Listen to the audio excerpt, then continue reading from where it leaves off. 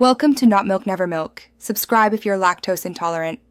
You start by preparing the device and connection. Enable developer options and turn on USB debugging so commands can run. This is necessary because demo mode requires system-level control. Once done, install ADB on your computer and connect the phone with a USB cable. When the authorization prompt appears on the device, accept it.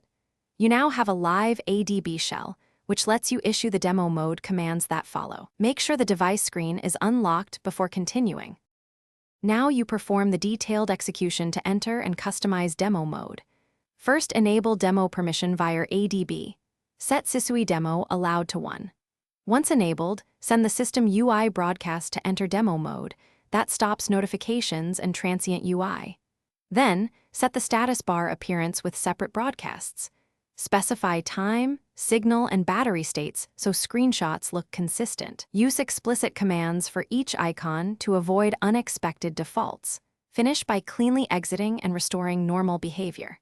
Send the demo exit broadcast to return the status bar to live mode, and then revoke the demo permission by setting Sysui Demo allowed back to 0.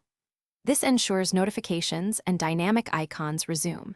If demo commands don't apply or the UI remains frozen, reboot the device. That clears lingering overlays.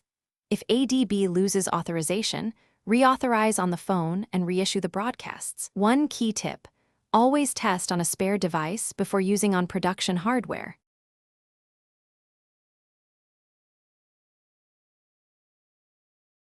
Thanks for watching. If this was helpful, leave a like and consider subscribing. See you next time.